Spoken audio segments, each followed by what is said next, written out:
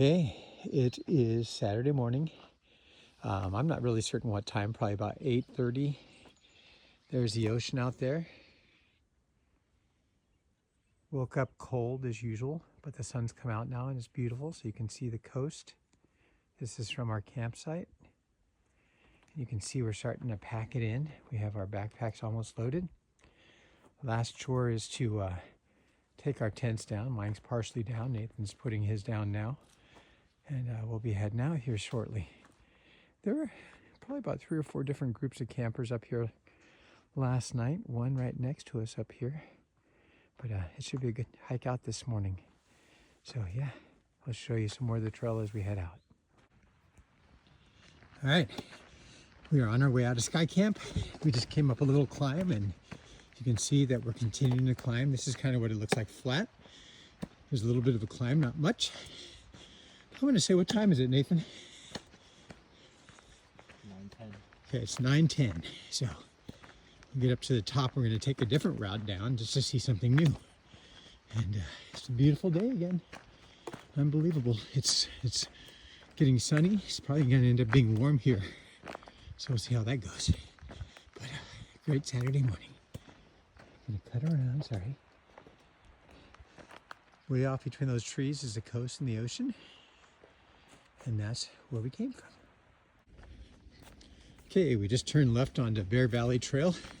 I think it's about 2.1 miles to a fire road that will connect us back to our parking lot. So we're probably about 3.5 miles out. Different route than going down Mount Wittenberg. See something different. I think this is my first time down this particular trail. It's such a beautiful day. So green out here, it's great. So look at all the trees. And that's the direction we came from.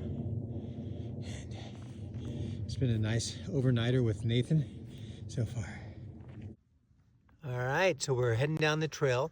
The area of hiking that we're in has a lot of banana slugs during the wet season, and I didn't think we'd see any this time around because it's fairly dry.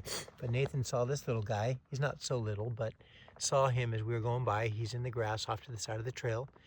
But an example of a banana slug. Now, banana slugs I've seen in the past, they get that color obviously, but they also can be a very, very bright yellow, thus the name banana slug.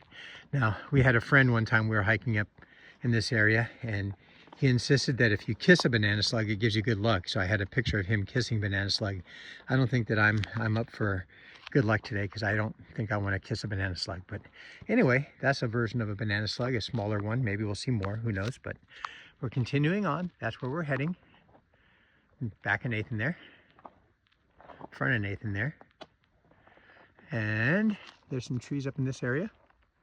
And this is where we came from. All right, we'll talk to you soon. All right, I had a video of this. Nathan's heading into a dark tunnel of trees. I thought you'd like this. So we're at Point Reyes National Seashore, which is north of San Francisco by probably about an hour and a half. And it takes me about 2 hours and 20 minutes to drive here from where I live. And it's always an amazing visit. Been up here now. Oh, look at these cool mushrooms. But been up here at least 6-7 times, hiking, backpacking. Been up here with Nathan a few times, with my wife Gwen a few times. When I was active in Boy Scouts with Nathan, we came up here a few times. And so it's always a fun place. I like it because it's quick and easy for us to get up here.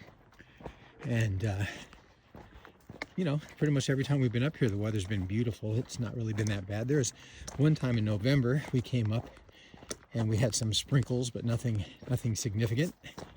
And I just like how green and lush it is. And it doesn't matter what time of year we come up here, it's usually pretty nice. It can be hot during the summer. But this time around, it's been pretty mild. So we got lucky.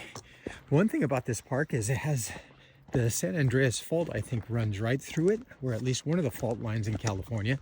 So it's a big part of their attraction. They bring people on a little walking tour of the fault to show it to you, and they have different signage that kind of talks about it.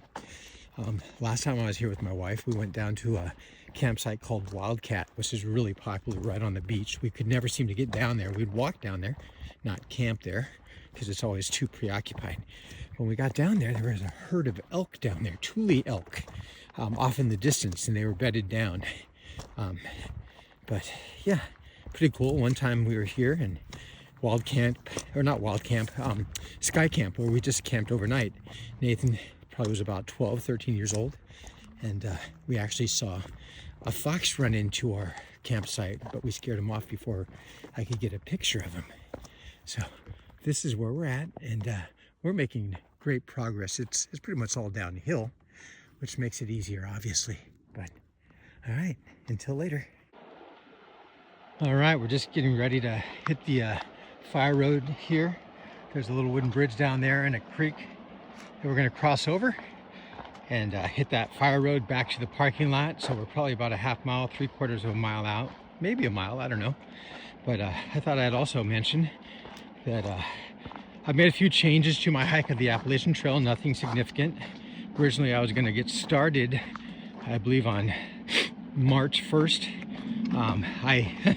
I was worried about the infrastructure because of the hurricane, so I moved it to Harper's Ferry in April to do a flip-flop. But then as I saw how much progress was being made on repairing the trail, as well as the need for hikers, a lot of these hostels are really wanting hikers to come through and support their business, I decided to go back to Georgia in March. So I'm about 45 days out before I go.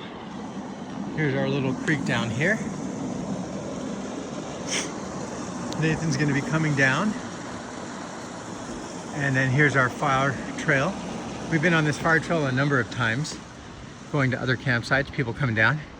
But I'm about 45 days out from my hike, and starting from the starting point at Springer Mountain in Georgia. And the day I started now is March 11th, and I think there's like 20 people starting the day I start. I'll be in the midst of the hiker bubble, but it's starting to get real. I'm starting to get excited and scared and worried that taking on more than I can handle, but I'm really trying to get my mindset right so that I'm ready for it. I'm preparing, my gear's dialed in. It's just I want to get my mental capacity dialed in, and I think then I'll be good. But good morning. Are you coming this way? We did. Meadow? Uh-huh. Is it all open? It is, yes. There are no big trees down or... No. There's like tiny little logs that you could easily step over. Thank you so much. All right. Have a good ride. You go first. So yeah, we're wrapping up this hike. This will be probably the last part of this video. It's been a great overnighter. The weather's been amazing, and we're getting ready to get to the car here shortly. I'll let you say goodbye to Nathan. See ya.